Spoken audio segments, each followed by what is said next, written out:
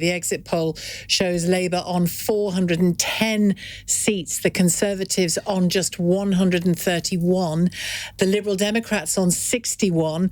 The Reform Party will be delighted with their result of 13 seats, the SNP 10, an expected drubbing for the SNP in Scotland, Plaid Cymru 4, and the Green Party 2 seats, so an additional seat from the one it had for years with Caroline Lucas. I mean, we've been expecting this landslide, but those figures extraordinary. This is an extraordinary evening. There are not many times when the entire country, as it were, turns its back and chooses a new direction. This is going to be an evening remembered for 100 years. It is not the destruction of the Conservative Party some people have been talking about. They have survived a bit, but it is an astonishing moment. It's bigger than any of the great turns that I can remember in my lifetime. And although that landslide that was expected has clearly happened, there is still some moving parts here, not just tonight, but for what that reform vote in particular means for the right in our country. Absolutely. I think we should all be looking at the reform vote. Perhaps 5 million, 6 million of our fellow citizens voting for reform,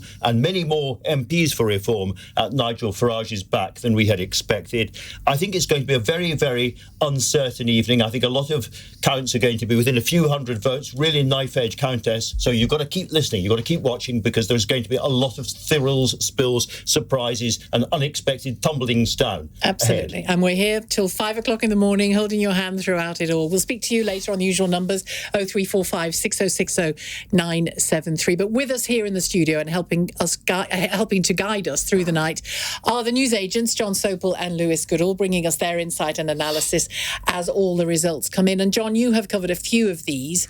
What do you take from this projection? I mean, Labour from shattered to triumph, and the opposite for the Conservatives. I'm going to try and sound not too breathless, frankly, because these numbers are astonishing as you look down and go through them. From where Labour were in 2019 to this today seemed absolutely unimaginable. If you want to talk the language of geology, this is an earthquake, this is a tsunami, this is tectonic plates shifting.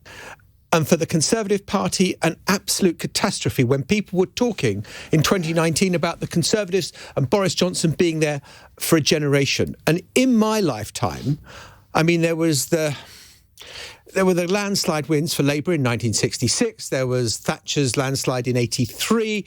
There was Tony Blair's in 97, arguably Johnson in 2019. This is bigger than all of that. I mean, the scale of the victory is huge. And just, look, there's still going to be uncertainty, as Andrew, you rightly say. Let's watch and see what turns out as the night unfolds. But what we have, if this is right, reform with 13 MPs, a far-right, anti-immigrant, nationalist grouping in the Commons is going to change our politics. I've also got to say that the SNP have taken an absolute hammering in this, if this exit poll is correct. Far worse than a lot of people had predicted. And Jon, what's interesting is that the Labour Party, when it lost so badly in 2019, looked at what the people had rejected and decided to head centre, onto the centre ground. The Conservatives are going to have a similar exercise, but they appear, on initial soundings anyway, to be heading rightwards, not to the centre. And that is going to reshape our politics, if that is what happens next. The problem you have is that the centre of gravity, I would argue, in British politics, has always been roughly around a few degrees left of centre and a few degrees right of centre. And if you go too far from that, you don't win a majority. The problem is that the Conservative Party membership is way to the right of the Conservative Party in Parliament. And that's why you ended up with Liz Truss as the leader when Johnson stood down, not Rishi Sunak. And so it's hard to see what the party does. But looking forward, Jon, what this means is that the Labour Party has an eye-watering, astonishing job ahead of it in terms of trying to rebuild this country from a weak economic position. And all the way through, they're going to be looking to their right and thinking, if we don't deliver for working people, if we fail to deliver on what we have promised, there is an absolutely devastating right-wing backlash waiting to happen. Yeah. Look, Labour didn't go into this election with this kind of glamorous, kind of exciting, all singing, all dancing set of pledges. It was very modest and incremental. And the problem they're going to have is there's no money. There is the very tightest of spending rounds. Yet at the same time, they want to be able to deliver and say to the British people, look, we're changing your lives. And that is going to be immensely difficult. And, you know, the last thing that Keir Starmer wants, even though he's got this fantastic majority, which means he'll get any legislation he wants through, is for people to feel that sense of disillusionment, let down, betrayal, same old politicians, overpromise and underdeliver. Absolutely. And Andrew, your thoughts on what did for the Tories? Because we've already discussed a few times, you and I, whether it be the rot began with Boris Johnson, but the campaign itself was woeful, wasn't it? It was the worst electoral campaign, I think, that I have ever seen, and I think probably that we have ever seen in democratic history. It was astonishingly bad, right from the get-go, all the way through. But I think really these astonishing figures tonight, that was set in concrete at the time of Liz Truss's economic experiment, where she came quite close to bankrupting the country. And I think after the shenanigans under Boris Johnson and Partygate and all of that, when that happened, the British people looked at the Conservatives and they thought then, this is it, it's over. They're going to turn their backs on it, and that's what's happened tonight. And Sunak wanted the job, but was found wanting in many ways. Absolutely. But we have now, I think, finally got all the numbers in detail for you to see. Now, all night it's going to be Lewis Goodall crunching these numbers. Lots of people helping him, I'm sure. But Lewis, just take us through what you have noticed from these.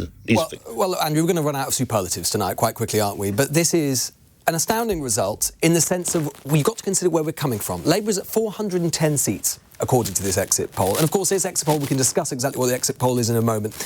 But even if it's a little bit off, even if it's way off, we're still looking at the best ever set of Labour gains in a single parliament from one to another.